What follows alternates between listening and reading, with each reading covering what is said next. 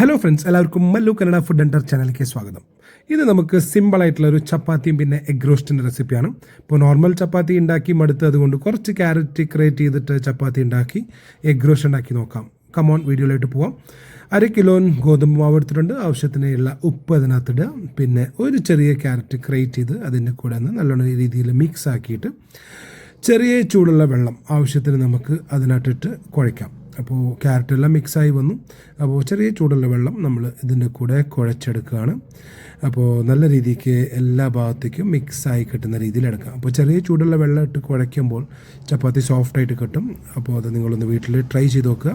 ഇതേ സമയം കൊണ്ട് നമുക്ക് എഗ് റോസ്റ്റ് ഉണ്ടാക്കാൻ വേണ്ട എണ്ണ ഒഴിക്കുക. ചൂടാവുന്നവരെ ഒന്ന് വെയിറ്റ് ചെയ്യാം. പിന്നെ നമുക്ക് 2 പച്ചമുളക്, ഇഞ്ചി, വെളുത്തുള്ളി, കറിവേപ്പില, 2 സവാള, 2 തക്കാളി, ഇത്രയാണ് നമുക്ക് മെയിനായിട്ട് വേണ്ടത്. എണ്ണ ചൂടായി വന്ന ശേഷം കടുക് പൊട്ടിക്കുക, ഇഞ്ചി, വെളുത്തുള്ളി, അതേപോലെ തന്നെ പച്ചമുളകും കറിവേപ്പില ആദ്യം ഒന്ന് ജസ്റ്റ് ഒന്ന് ചെറിയ രീതിയിലൊന്ന് വഴറ്റിയെടുക്കുക.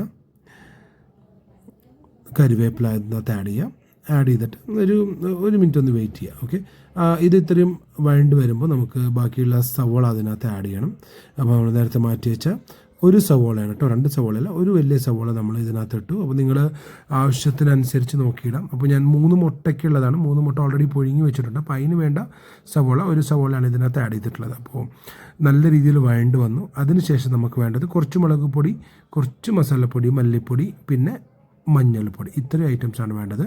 ഇത് ഇത്രയും അതിനകത്ത് ഇട്ടിട്ട് നമുക്ക് നല്ല രീതിയിൽ ഒന്ന് ഇളക്കി കൊടുക്കണം. അത് നല്ലോണം ചൂടായി ആ മസാലയൊക്കെ അത് പിടിച്ചതിന് ശേഷം നമ്മൾ നേരത്തെ മുറിച്ച് വെച്ച 2 തക്കാളി അതിനകത്തിട്ടൊന്ന് ഇളക്കി കൊടുക്കണം. ഒരു 5 മിനിറ്റ് വെയിറ്റ് ചെയ്യുക.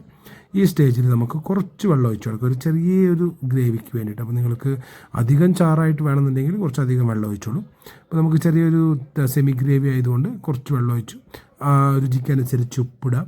ഇപ്പോൾ നമുക്ക് എഗ് റോസ്റ്റ് റെഡി ആയിട്ടുണ്ട് ഓൾറെഡി.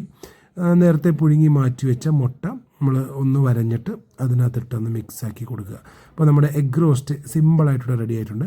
ഇനി നമുക്ക് നേരത്തെ നമ്മൾ ക്യാരറ്റ് ചപ്പാത്തിക്ക് വേണ്ടി കുഴച്ച് വെച്ച മാവ് ഒന്നൊരുന്നായി എടുത്ത് നമുക്ക് ചപ്പാത്തി ഉണ്ടാക്കാം. പെർഫെക്റ്റ് റൗണ്ട് ഷേപ്പൊന്നും ആവുന്നില്ല. എക്സ്പേർട്സ് ഉണ്ടെങ്കിൽ റൗണ്ട് ഷേപ്പിൽ ഉണ്ടാക്കിയെടുക്കുക. അതല്ലെങ്കിൽ മാക്സിമം പരത്തി വല്ല പ്ലേറ്റോ അല്ലെങ്കിൽ മൂടി കൊണ്ടോ അതൊന്ന് കട്ട് ചെയ്ത് റൗണ്ട് ഷേപ്പൊക്കെ എടുക്കാം. നമുക്ക് വീട്ടിലെ ആവശ്യത്തിന് വേണ്ടി ഷേപ്പൊന്നും നോക്കുന്നില്ല. അപ്പോൾ ക്യാരറ്റ് ചപ്പാത്തി ഓരോന്നോരോന്നായി ഉരുട്ടി നമുക്ക് കല്ലുമ്മ വെച്ച് ചൂടാക്കി എടുക്കാം. അപ്പോൾ ആ ക്യാരറ്റിൻ്റെ ആ ഒരു ക്രിസ്പിനെസ്സും ആ ഒരു ചെറിയൊരു സ്വീറ്റ്നെസ്സും നല്ലൊരു ടേസ്റ്റ് തരും. പിന്നെ ആ എഗ് റോസ്റ്റിന് നല്ലൊരു കോമ്പിനേഷനാണ്. ഓക്കെ, അപ്പോൾ ഞാൻ ഓരോന്നോരോന്നായി പരത്തി ദോശക്കല്ലുമിട്ട് ചുട്ടെടുക്കാൻ പോവാണ്.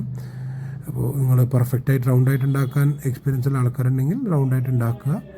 ഇപ്പോൾ ദോശക്കല്ലുമിട്ട് ഓരോന്നോരോന്നായി പരത്തി ഉണ്ടാക്കുകയാണ്. അപ്പോൾ ഇതിൻ്റെ കൂടെ എഗ് റോസ്റ്റ് വളരെ നല്ലൊരു കോമ്പിനേഷനാണ്. എല്ലാവരും വീട്ടിൽ ട്രൈ ചെയ്യണം.